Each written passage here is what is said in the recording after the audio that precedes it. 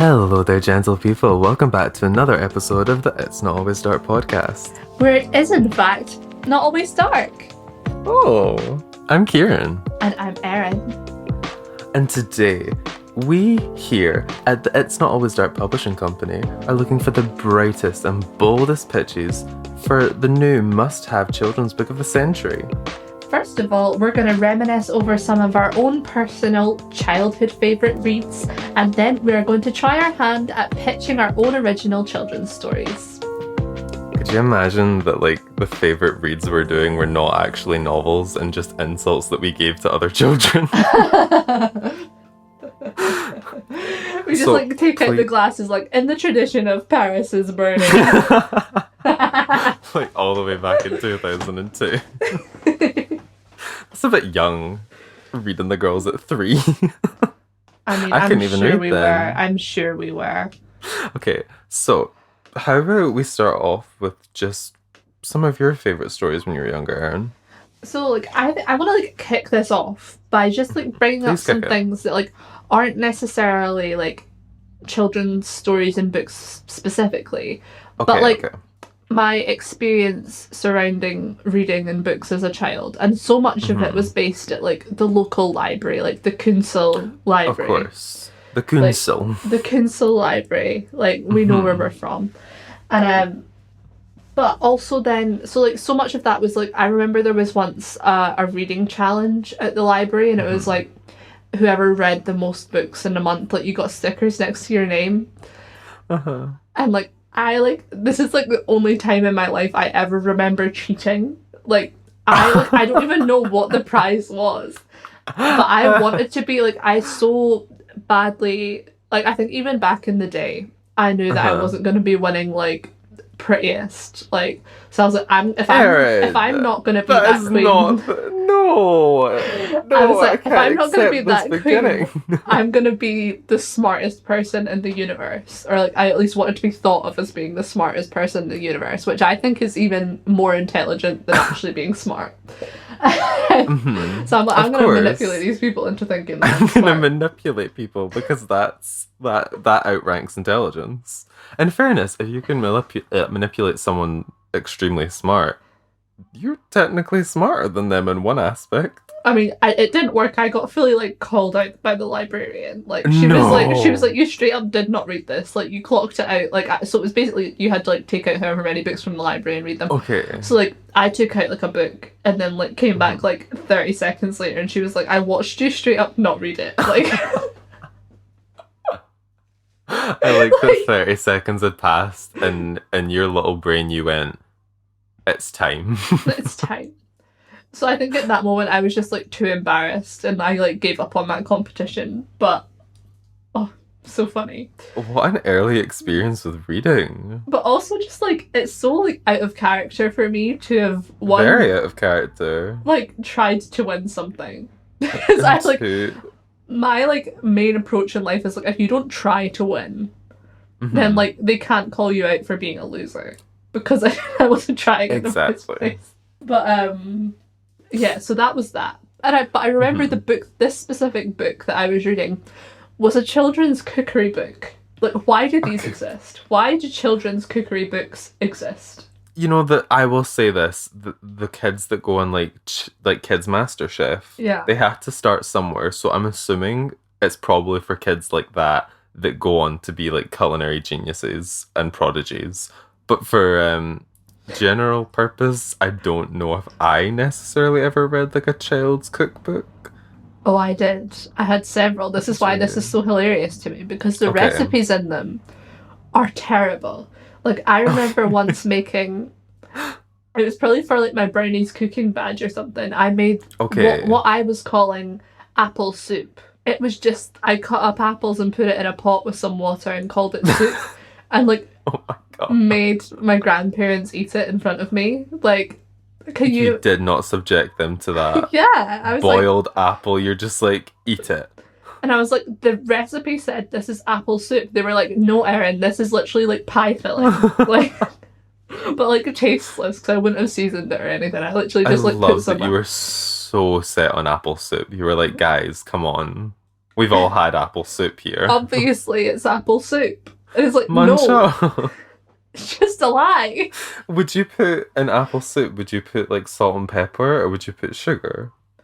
Who knows? I doubt I put Maybe in. both. I honestly really think that I just put some boiling water on some chopped apples, like, I and think called it that's so apple funny. soup. You were like, I'm done. I'm like, this is culinary, like Ratatouille. Who? Do you know what, Ratatouille wouldn't even have been out at that point because we're old. We're No, we're not to not read old. the girl, not to go back to, reading is fundamental, but you're old. but I know, like, me, like, referencing Ratatouille when it came out when I was like 8. I find that when I was younger, the most like ridiculous thing I ever did that was like a sort of food related thing wasn't even food. I drank like the paint tarp.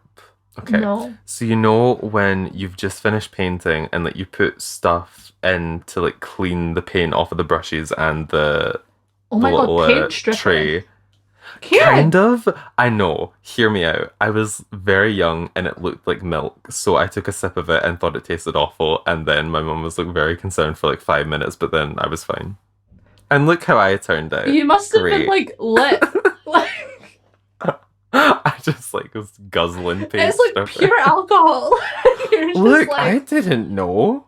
I think I didn't even feel sick afterwards. Like I just had it and then got on about my day. So signs of early onset like alcoholism.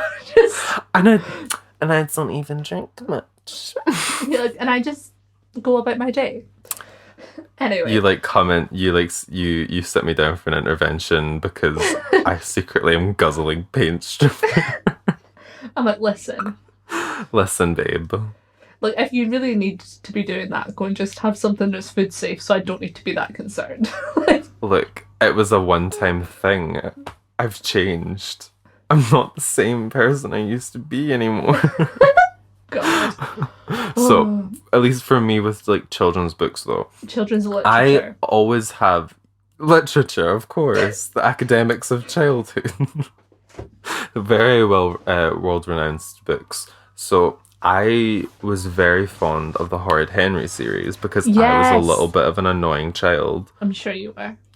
I was a devil. Like the fact that I was not put up for adoption to this day, not sure why I wasn't, but I managed to get past that into the awkward teen years, so I moved on.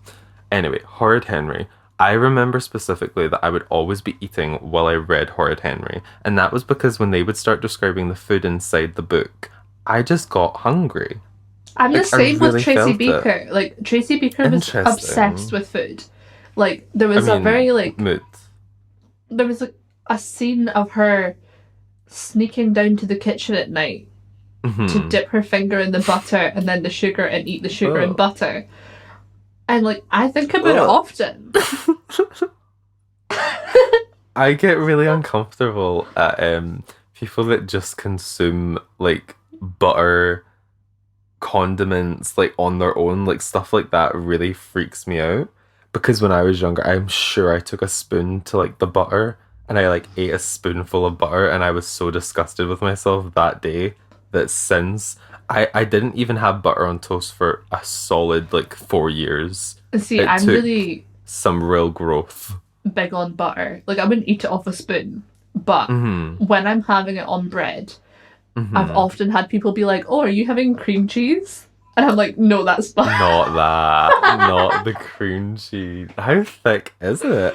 I'm the polar opposite because even now when I have butter, it's like a very thin layer that I'll maybe like go double up on just to like know. not have it be so painfully People thin. that eat But dry even then, I take sandwiches it off. like have a special place in hell. Like people that are like just ham. Like, no, stop it. That's not a sandwich. That's a disservice to the sandwich. That's literally just a slice of bread with a meat on it. I hate it. I'm going to hell.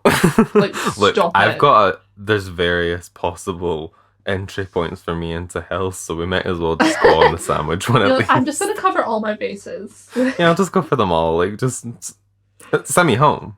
Send me home. Anyway, so Horrid Henry, Purple Horrid Hand Henry. Gang. Oh my god, yeah, and like I just remember relating to, I think at this time I must have not had a great thing going on with my siblings, and we must have argued a lot because I remember being like, oh, goody two shoes, like little brother, and that would have been, I think, like my middle sister. I was like, yeah, you are the goody two shoes of this family, and I am Hmm. Horrid Henry, so we're just gonna go back and forth like they do in the book. And I think that I took a lot of, you know how like insult humor comes from somewhere? Horrid Henry was where I'm sure I got mine to start with before I realized you can't just go about saying stuff like twit and think that that's relevant in Worm. I today's remember it like, worm. you Like worm. these were things. Honestly, though, like who would say that other than me under the influence of a book? So Children's novels are funny. powerful to children. Like they They affect so so are. much of your personality. Yeah. No, I like Horrid Henry is one that I like. I maybe read some of the books, but I definitely consumed all of that TV series because that was like prime like after school TV. Hmm. Are they playing Into the Unknown again? Oh, should we call them out on the I podcast? Should we actually just call out Yeah, your no, neighbors? let's do this. So we're trying to record right now, and for some reason, one of like the neighbors keeps playing a club remix of Into the Unknown, where it sounds like the original, but then when it gets to the chorus, it's like Into the Unknown, Into the Unknown, and it's so unnecessary, and it's now over. Like they only do it for the chorus. Like, I wonder, Anyway. like, do they have a small child, or is it literally just like them?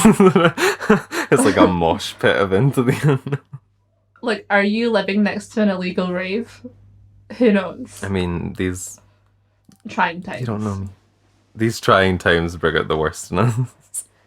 But yeah, no, like books like Horrid Henry, like kids' books are so easily made into a series. Like we had like Hmm. Captain Underpants. Yeah, I liked Captain Underpants for a little while. I think I've maybe read one of them, but Hmm. like I know like people that it was like a thing. Yeah, it was a thing. And I then had Diary of a Wimpy Kid was like another one of a similar yeah, brand, you I know, think like, that was like slightly younger than me. Like oh, I it, see. it was maybe I don't think it was fully like a thing until Hmm. I was maybe slightly like we were older Hmm. than its like main target. Like we were maybe like P7 when it was aimed at like P4. Hmm. I might be completely wrong, but that's how I remember it. I just remember reading, I think, one of them from like W.H. Smith. I used to do this actually pretty often now I think about it. When we would go into Livingston, there was like a W.H. Smith there, and I would go like upstairs into like the graphic novel area, and I'd pick out like whatever book I wanted, even if it was from downstairs, and I'd go upstairs because there was one chair at like the very back of the shop that was just tucked away in this like perfect spot between like the cases. And you could just sit there and read. I remember spending like a good like 2.5 hours there one time while like my mum and that were shopping, I don't know, at the Asda or something. That's And I so just had a great, it wholesome. was so nice. It was very much my Matilda moment. Speaking of which, Yeah. Roald Dahl. I'm just saying, I will put money on and say that I think Roald Dahl maybe had the most influence on me because I read so many of the books. I think that is just like British childhood as Yeah, Roald Dahl books. combined with like the artwork illustrations that I now see on Quentin like Blake, yeah. yeah, I Quentin Blake did illustrations for like something David Williams has like done as a Yeah, book I think series as like well. David Williams is like the new kids author. Like Yeah, I've heard. I say new, Interesting, like like he's because like not because it gets made into like TV specials at Christmas. Like I've seen a hmm couple of the TV specials, and I'm I like, if I was a saw kid, I that would be obsessed with the this. giant one, There was like the like Bad the Granny Jack and the one. Beanstalk. There They was did one. one, I think, this Christmas past. It was like Jack and the Beanstalk, and my family put it on for like maybe 10 minutes, and then we went, "This isn't really for us." No, there was one that I think it was called Gangster Granny, Oh, and that was hysterical. Like it's was was so. was David Williams the granny? I don't think so. Then I Like don't want to see it. I only want to see David Williams when he's cross-dressing and playing a female character because he's ridiculous in the role. I mean, they're like his comedy is I mean, at times problematic, but I think so silly. Like, it's just so stupid that it's so funny. Like, I love stuff like that. But yeah, like kids' book series they just seem to like authors like Roald Dahl, I think, have so much control over how we look at the world when we're younger, and like the way that, like, is there not like that Twits quote that is like, if you're ugly on the inside, you're gonna be ugly on the outside? It's like T. Very true. And it's like, well, I don't know if that's. I mean, that's probably a misquote, and I wasn't like big on the Twits. Like, I really liked George's Marvelous Medicine. I don't know what it is about that book, but it really intrigued me. For me, it was Fantastic Mr. Fox. I remember you've mentioned this several times. I have mentioned this, and it's very much like the way that people had felt about, like, okay, when you watch like the animated version of Robin Hood, there's something charming about that fox. He shouldn't be charming, and I shouldn't be thinking of him like that because it's a literal fox. And yet he displays all the same characteristics of like a later, like Flynn Rider, another like Disney type-esque character, very suave. Oh, the heroic Flynn Rider type. is my dream man. Like, yeah, but like, do you know what I mean? It's that energy that they possess. It's very charismatic, and that's what I think of when I think of Fantastic Mr. Fox. So I just really enjoyed a story about stealing. I remember going underground. Like, it's such a descriptive novel, because I remember about them talking about soaking is it the raisins? The apples. They did cider, right? Yeah. Or do you mean when they're when they're going hunting? Oh yeah, and they put the raisins out to, like, they plump up the raisins or something, and it like I just, like, so visually that has stuck with me, because I remember we read The Fantastic Mr. Fox as our kind of class book when I was in primary 3. So like we really went through it like chapter by chapter, like it was drawn out process. I love doing that. I really wish that was something we could still do as a society. Like, when we get back into the world, does anyone want to just read a book and I can come and sit and listen to you? Because I do that on Audible, but it's not quite the same experience. Do you remember being like passed like a carton of milk for it? Yeah, milk time. It's so good. Kids don't seem to do that anymore. We were brought up in a lot of milk. I mean, surely. I think like free milk, or it's not free, but like I think you pay like £5 for however much milk it is that you get. But I hope the parents are able to, because I thought milk time was like a special time. Honestly, I really want to live in a world where I get sat on the floor, someone reads me a story, and I get passed a carton of milk. Like, that's like the dream. Not not a small carton. You want like just the full like 2 litre milk carton. Just like 4 pints. Just shove a giant straw. Oh, one of those straws that have like the Nesquik stuff in them. So like when you suck the milk through the straw, it makes it strawberry milk. I hate those straws. They almost clog up. Them. Yeah. They are so nasty. They never taste like what you want them to.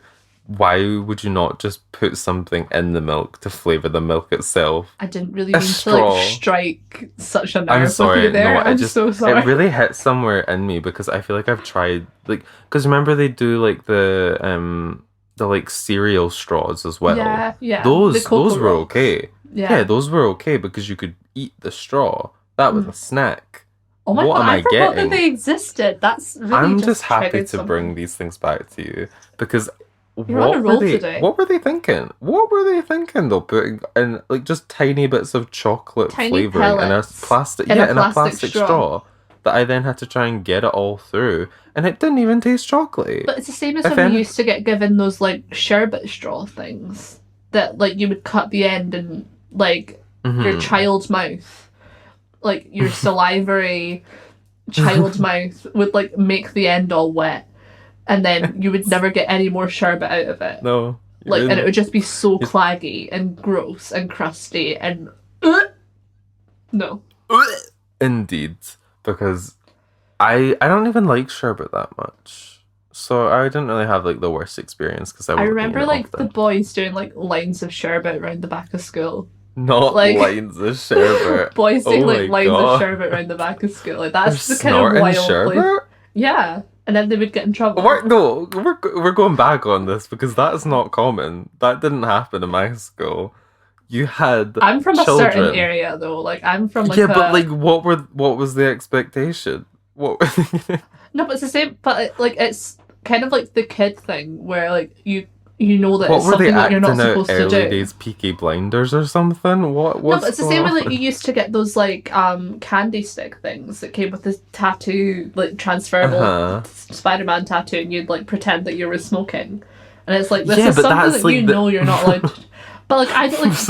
There's a difference between having a candy cigarette that looks like a cigarette that you hold and taking an like something like sherbet, making lines and snorting a sweet. Yeah. What? Well, I can't say that I engaged in the behaviour, but I'm happy you didn't. But I mean, you surely got the inside scoop on this one. Me just being like an absolute. I'm shocked. I mean. But there was so much, like, at the time, like, I was very naive. Like, so, like, until the age of, like, 18, I was very, very, like, the wool couldn't have been further over my eyes. So, like, I would see that and be like, that's so weird. Why would you put that up your nose? Like, I wouldn't have got that was a reference. Like, that was a drug reference. I wouldn't have known what a drug was. Yeah. Like, is this a drug? That was very, like, is that a weed? Is that a weed? I'm calling the police. 911, what's your emergency? Like, I straight up just wouldn't have got it. Like, that's... I mean, we've derailed from Fantastic Mr. Fox to just, but do you know what? That was a necessary detour because I didn't know that this was what the kids were getting up to. Because I was too busy. Like, I know we're clearly going off topic here, but we can have this tangent. I, as a child, would spend so much of my time on the playground by myself that I just didn't know how. No, but I wanted to. It was very much like an active choice, but then at the same time, sometimes not. Anyway, we've grown. We've moved on. Yeah. But I'd never have seen this type of thing going on. I didn't care about people then. I don't like it was a weird time. It was a different time back then. It was a different time. It was like 2006. Like Okay, back to books because we've really derailed here. Yeah, so... Are there any other, like, major books for you that defined your experience as a reader? There was, like, a book, I think it was called, like, Mallory Towers, or it was set at a school called Mallory Towers. And it was, like, any sort of book series that was, like, girls at a boarding school. Like, that was very my vibe. Like, all the drama, all the... Like, the Jacqueline Wilson series as well. Like, her books were always... Like, why were children's books so depressing? So deeply tragic? Like, why? Why? They're being written by adults who have experienced the real depression that hits in life. And they want kids to see it in some way so they're not shocked, I think. But, like, me, like, I think I was... maybe it's just me and I was really, like... When I say I was naive, like, I didn't get the world at all. But that's the best way to be. Ignorance is complete bliss when it's not harmful. Like, I look back now, so, like, there was that Jacqueline Wilson book called My Sister Jodie, which I'm pretty sure, like, the sister jumps off of the tower and commits suicide. Right? I think that happened, yeah. I didn't know what that meant. Like, I was traumatized. Like, I was like, why would she do that though? Like, I didn't understand that, like, because as a child at that point, no one explains mental health to you. So I'm like, so why? Yeah, of course. Like, but why? I don't but get for it. why? But for why? I was gonna say for Jacqueline Wilson, like, there's a book that I don't even remember the name of this book, but I remember that it was like a sort of summer camp deal where they were like playing games against each other, and the main character is friends with someone, and no, she's friends with a group, and they all buy this like same thing from like the gift shop together, and it's like their connection. That's like their big deal. The rest of it, I could not tell you what happened in that story, but I so vividly remember this like keychain because I think I must have wanted a keychain. Yeah. There's, like, different levels to Jacqueline Wilson books, though, because, like, I remember ones, like, there was the one Candy Floss, that was Right. about the girl who was like of divorced parents, or like her parents weren't together, and like she went, Yeah. her dad like had a chippy and she got made fun of, and like I Right. can't really remember, like there was like a friendship there, and there was like, also this other one which I thought was like a really weird, like I'm remembering it like on the spot as we speak, so I don't know what it's called, Okay. but like it was a weird, almost like a reference to the Glass Menagerie. Like I'm pretty sure like one, like the boy in it, like, or one of the girls like collected glass pieces, and Oh. it was like this weird, slightly older Jacqueline Wilson, like older, like for older children, Jacqueline Wilson book Okay, that okay. like started to like address sexual awakening. Oh. And I remember like reading this book and Jacqueline. being like, and now I'm questioning if it's even a Jacqueline Wilson book, but I'm pretty sure it is. And I'm like, I mean, someone it's out just there not will often. know. And it was like the front cover was like a broken glass heart. Like, Oh. Now that rings some kind of bell in my head because I it was like remember the friend had sex, but she wasn't ready for it. Or like, the friend was like trying to act so cool and had sex, and then the main character was like unsure, and it was very that vibe. But I just remember, but they were literally like 13 or something in this book. Oh my god. It's so weird. But Childhood you books. actually reminded me of a childhood series when we were planning this episode. Okay. And ever since you've spoken about it, like I keep getting, because I love these books and I had so many of them. Oh, and I know where you're going with this. And it's the Rainbow Drop Fairies books. Do you know they go by different names though? So Well, like yeah, because there's like the Jewel collection. Like I remember the Jewel collection specifically, and there was one that was like a seashell one.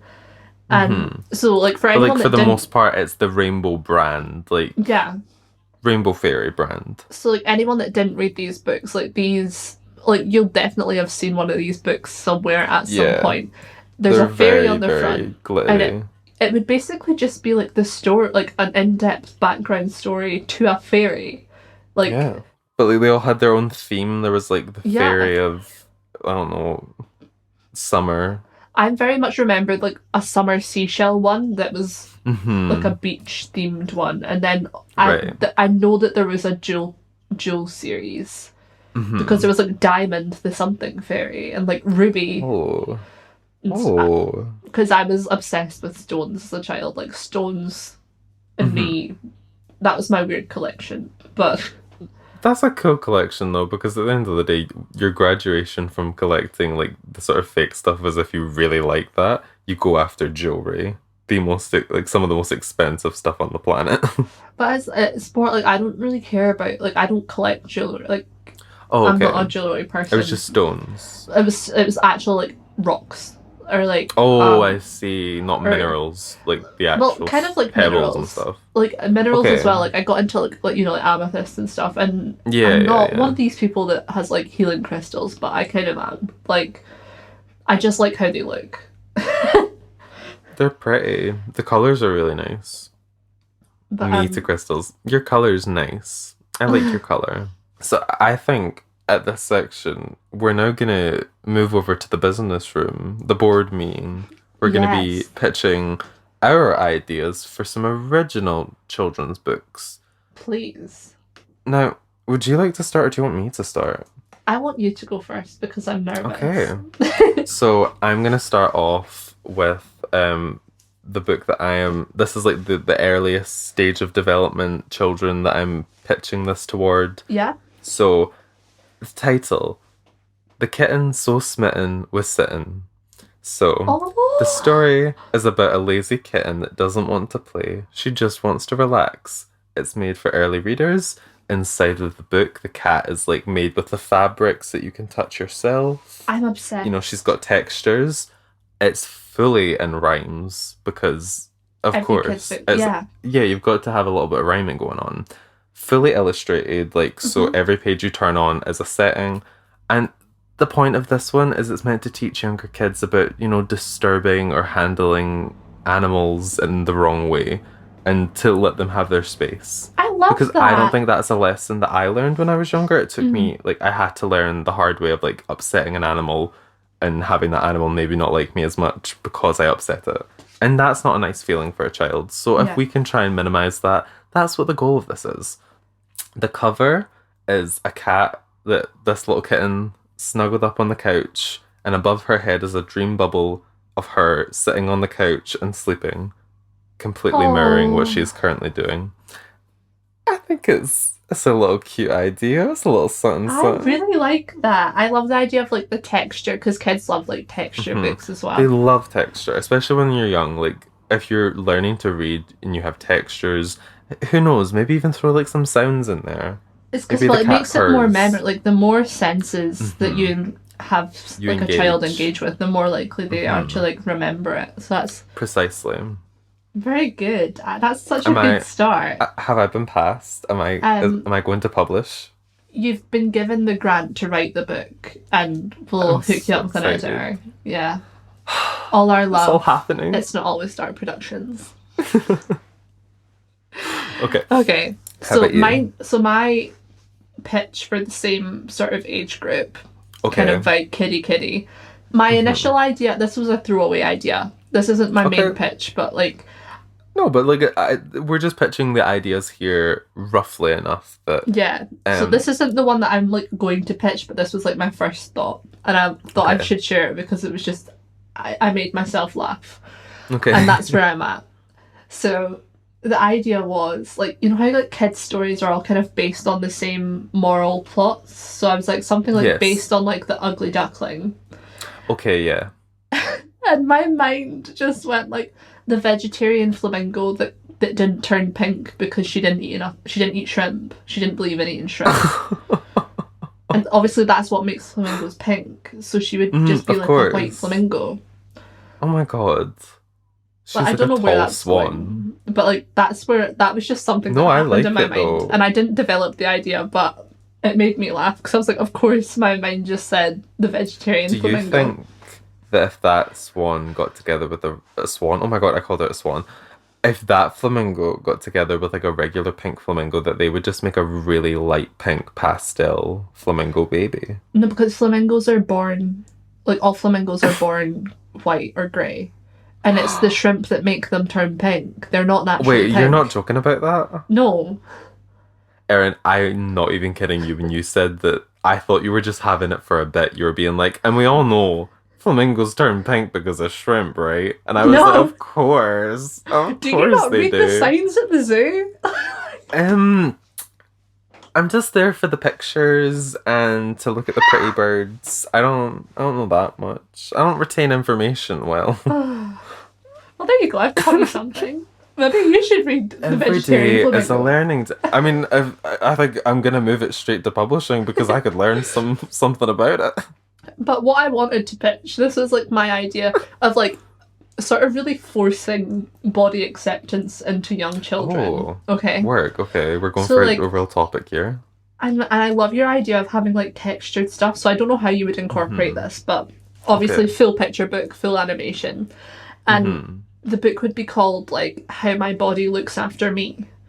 And it would be all about, so like each page would like tell you like what an organ does for you, like or like my legs do this, thank you. And like it would be like a sort of like you have to join in book and you would say like thank you liver, like thank you legs, and it would be all about like trying to like thank your body for what it does and teaching that to like a small child so that when they grow up they would be like in their head already. They'd be like, my body does so much for me, thank you. Oh, that's a nice one. I like that. That's a nice idea because it's important to educate about these things at an early age, and if you're teaching children about all their body parts, hopefully that will lead to more like self-love and acceptance. Yeah, so it's not only like learning the body parts, but it's just like, this does this for me, thank you. Well, I have the perfect segue from that book because I have another book that I'm pitching called Juiced Up.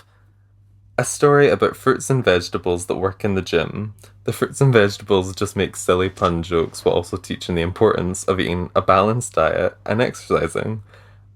It's meant to be like one of those early like health and wellness books where you're teaching kids the importance of like the veggies.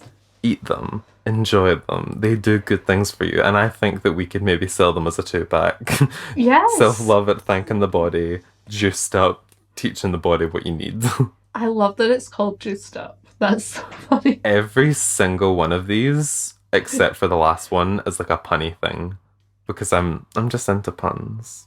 I just don't. I've not really thought of names. I feel like I should have put in more effort. I'm so sorry.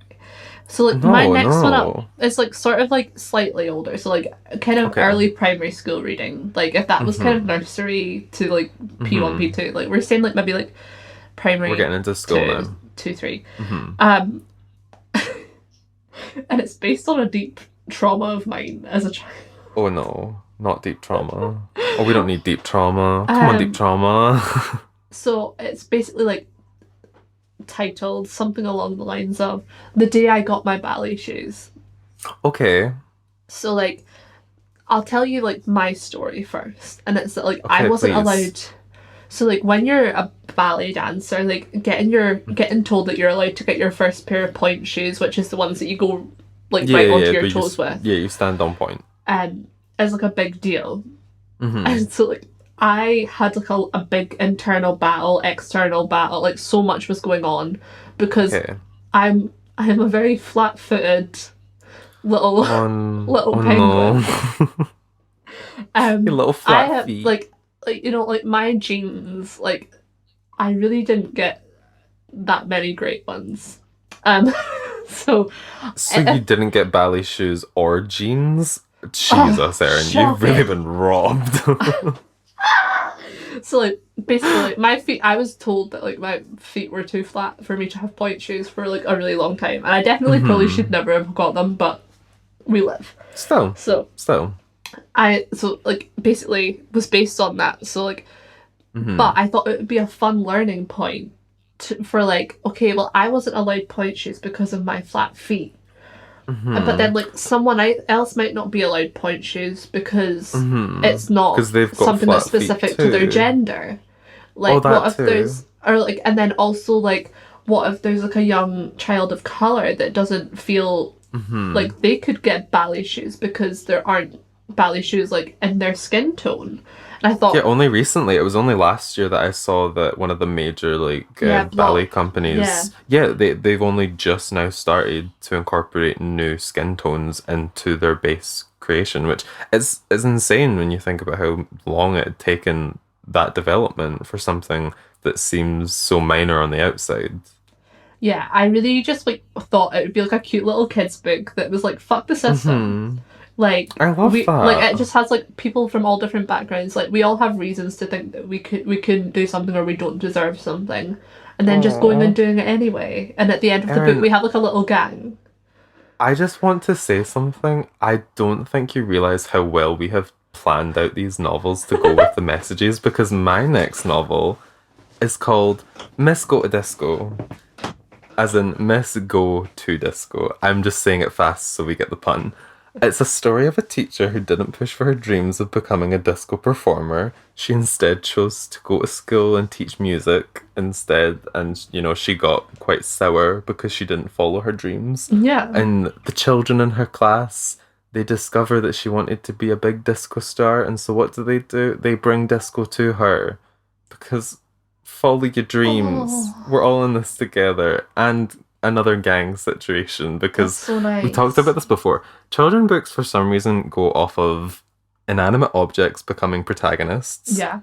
And also a lot of like gang behavior, culture. but like at the same time it's like big extended friend groups, but they all like at the same time they have names like they all have their names, they all have their roles, but they also don't always like each other in the group, which is what makes it feel more gang-like than friendship groupy. I think that's just childhood though. Like that's like totally like you're friends out of like who you're like the proximity of people. Like these are the people that you see every day, so you kind of have to you force friends. Yes.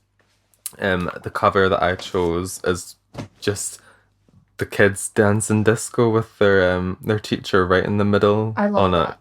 One of those lovely colourful dance floors with a disco ball, all that stuff. Well, I, for my next book, was very thinking, like, there's the whole realm of children's literature that is like spinning off of Harry Potter. That's Yes. the sort of like fantasy realm, but it's not like teen fantasy novel yet. So it's No, not it's got like the still vampire children's werewolf fantasy. steamy. Hmm. Like there's no Yeah. like there's romance, but like romance that is only a toe past platonic. Yeah. Like Like a kiss on the cheek is really where we're pushing the boundaries. yeah. So like I Hmm. was trying to think of like some sort of like school based thing. And like I don't like I'll be honest, I don't really have a pitch for this one. But like it's just something Okay, that okay. I wanted to like put this idea out into the world. Where Okay. it was like maybe like a school where or like a universe where everyone's like a fairy, or Okay. maybe it's not, maybe it's like you get or maybe it's completely different. So it's a universe where they're all fairies, but maybe it's not? No, because like I wanted to like because I think when you get into later fiction in Yeah. terms of years, it becomes more about you being special or different Yeah. from everyone else. Like you Yeah, want to being feel. like the only one. Yeah, well, that's very the Harry Potter experience is a Exactly. lot of But I that. think that's like the I'm priming not for being regular. like Bella being like Yeah. the only one that Edward can't see her thoughts. Like it's I feel like Yeah. it's the priming for that sort of It's subconsciously. setting up that. So like maybe you get whisked away into a world where like you go to this fairy school and it's like Oh. the I like I had this idea like I was like what kind of external conflict can I bring into this world, and I'm like how stupid would it be if like this like you know like fairies live in like mushrooms and trees and stuff. Yeah, Like yeah, what if the the part of actual like nature. what if the actual like threat, what if the Voldemort of this novel was just like a squirrel that was just like massive and like burst into their tree? Like Oh my what God. if there was some sort of like burrowing spaniel that got into it and that's like how the book ended? That's very like Peter Rabbit though, where like just a regular animal is the big foe that you have to go up Yeah. against. Like there's this whole like full like historical like university or like school within like nature, and it's just getting like I'm intrigued. the whole story gets absolutely just destroyed because like a cat comes along. Hysterical. Uh-huh. I mean, it's funny to me. Like in my head, this is I know I like a the brilliant idea. I idea. like that it's a tiny, tiny world, it seems, in scale, so that these small beings that we have as pets and whatnot are the threat. I like that. I think it leads for also unpredictable story plot lines because animals are unpredictable. Yeah, so this like other thing that I've been thinking about when Okay. it got brought up by this thought of like kids books being set in school or like school period. Yeah. And like why are there so many kids books or like TV series about children being spies? Like what is the need in children being spies? I think it's something to do with, okay, by making the children spies, you're able to, one, have like the unsuspecting person in the room be the spy. It's that the appearance is deceiving of a child. You wouldn't assume that they have the intellect to be a spy. But then in addition to that, it's like trying to rile up those feelings of if I'm smart enough, I can be just as clever as an adult and I can outsmart them. And I think that's what the spy like series of books and TV shows We and get stuff so that much. we had It's like growing up. mainly like girls as well. Like Mhm. I remember having like a book series and it was all about like sort of like preteen kind of aged girls like Right. being spies. Did you ever watch Am I High on BBC? I did. That's what I was referencing for TV shows. But then you also have something like Spy Kids, obviously. And Yeah. then kind of Totally Spies, but that's more of a teenage thing. But I watched that as a child, so I'm going to put that down to childhood experience too. So fun. It's just something that got brought up in my mind there. I was like, Yeah. we really love a kid spy. I think There are a it's lot of also like part common of tropes. like kind of like wanting it's sort of like being in on something, because I think the whole thing about being as a kid is like you're very aware that you're not getting the full scope of the adult world. Like you're Yeah. so much told like, oh, this is for grown-ups, and the idea of having the control and you knowing something that the grown-ups don't know is very special. Excites us as children to think that we're not reading like a book written by an adult who has the knowledge required for these children characters. Yeah.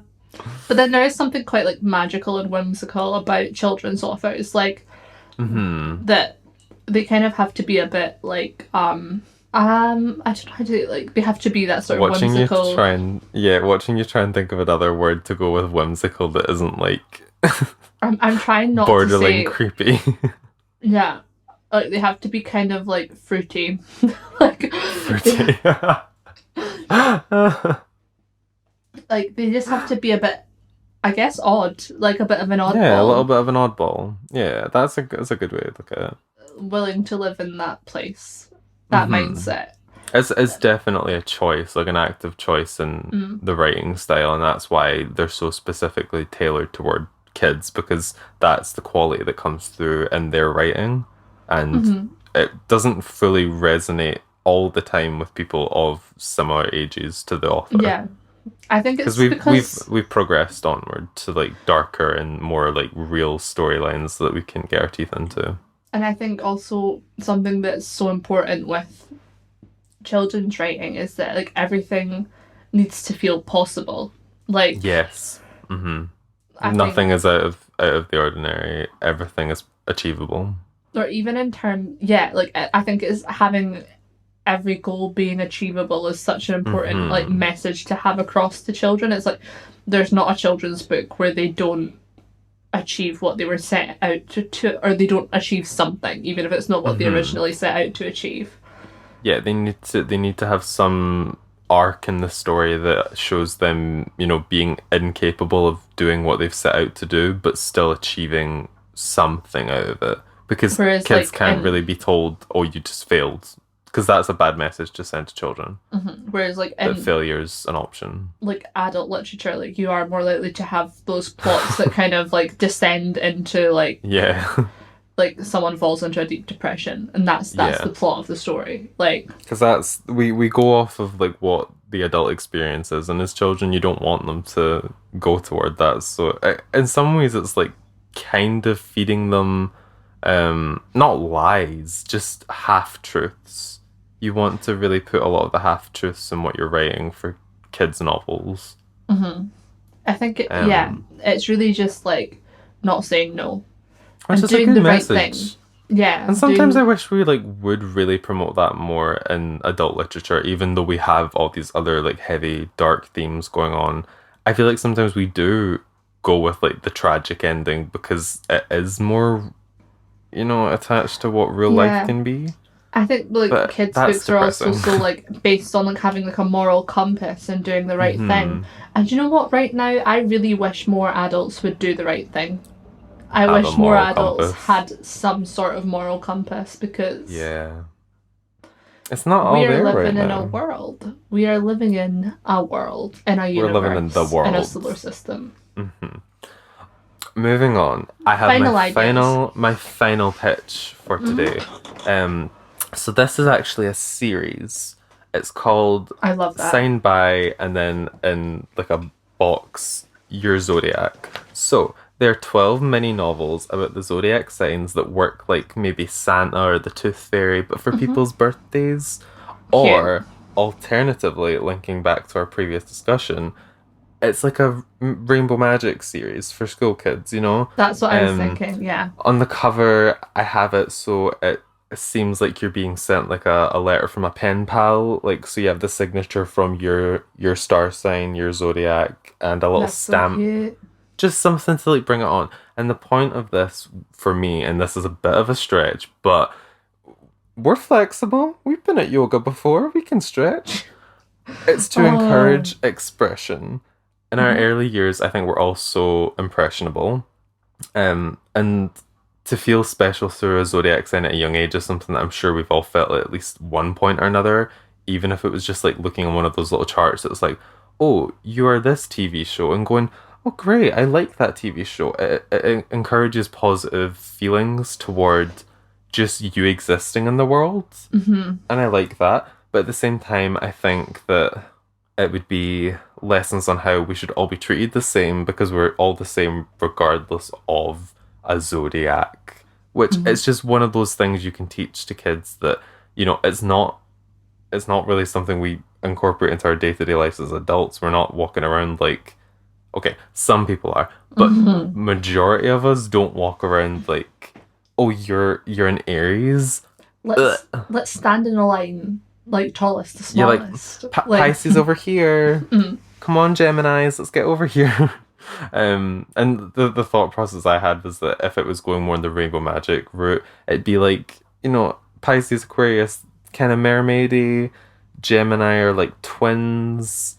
You've got like a little ram person as Aries, stuff like a little that. centaur type situation. Yeah, like encouraging the sort of mythology discussion, but then also keeping it children-y, so it's something that like a child would want to dress up as for Halloween. And I think that's a really big compliment to any like child novel author. Like, if you can get children to want to dress up as the characters that you've written about before they've been put in like a movie or anything, because that was what happened in early days with like Harry Potter. People were just going off of descriptions. And I think that's the kind of thing that when you achieve that, it shows that you have really affected a life enough that they want to try and embody the characteristics that you created for this not animated, written child. Yeah, character. Yeah. How about you? What's your final pitch? So I'm excited to hear my this. final pitch would be kind of like an idea of it being sort of like almost a preteen novel. Okay, So, like, we've aged up a bit, yeah. Like not like so I'm aiming like primary 6, primary 7. So like Yeah, just not on the quite, cusp of high school. Not quite at high school, not necessarily a preteen, but like we're like edging them towards that. It's almost a preparation. We're discovering new feelings. We're getting a bit older. The world's starting to come into view a bit more. I'm with you. And like, I love the idea of it being like a fun group of friends. Like, I don't know. Like in my head, it's like a power group. Like there might be like a band, but it's like people that like go to like the same like a dance school or something. But and it's like the whole like kind of like a Dance Moms dynamic, and that like they really like there's like an Abby Lee Miller type character that really tries to like set them up against each other and tries to like break up these friendships, like this, that, and the other, and like they all have like little matching rings or something. Like can we talk about that for a second? Do you know how badly I wanted to be involved in a group of friends that had like a matching piece of jewelry or something? Yeah. That, to me, that was the biggest disappointment I felt in childhood, was not being part of like a group that had, like the Sisterhood of the Traveling Pants, That would be cute.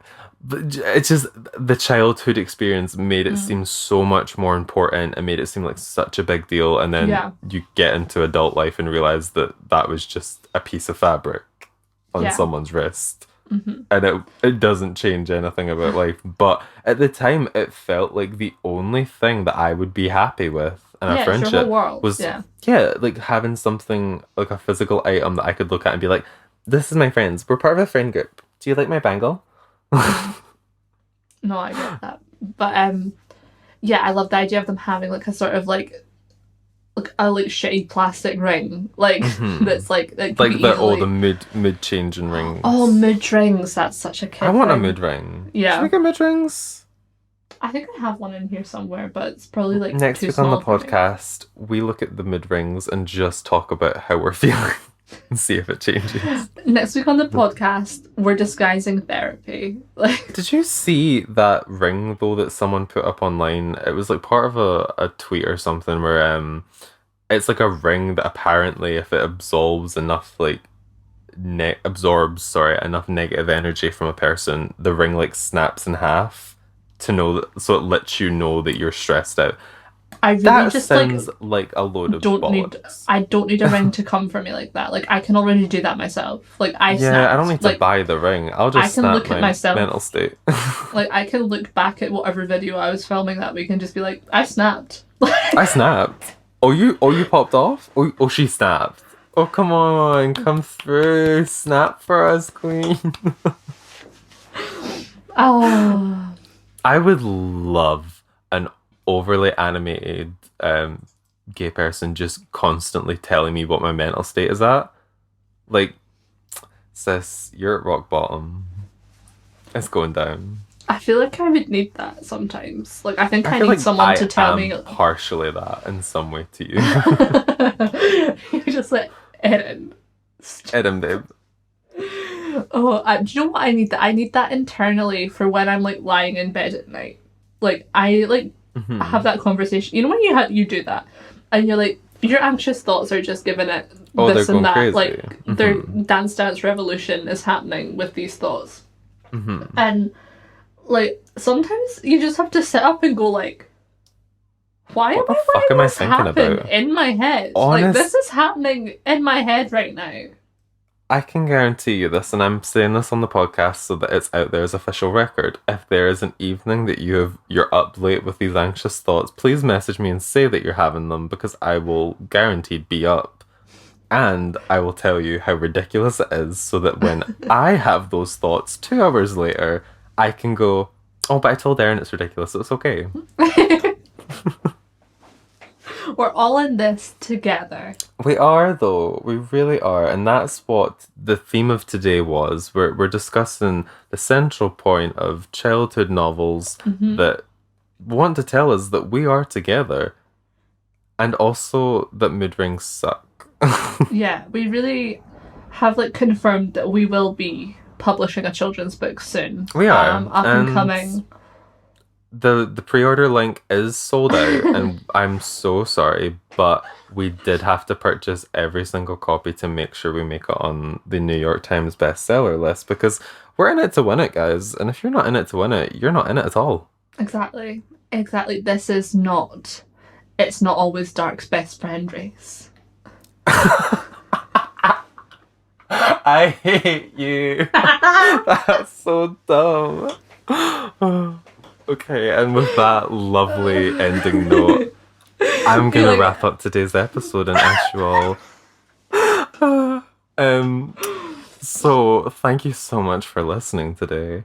If you would love to listen to us again, you know where the subscribe button is. You know how tempting it looks, that juicy red colour. You want it. You want it to be in great. your life. You want it to be great. And if you want to hit like, why not? If you liked it, you might as well. And with that being said, just remember that it is in fact not always dark. Except for when it reaches about like 6 o'clock usually. It's gonna be summer soon, like daylight savings. It's gonna be summer. It's gonna be light more than it's dark soon, so that's exciting. I am excited to have some sun. And I'm sure you guys are too. Thanks for listening. What a weird tangent.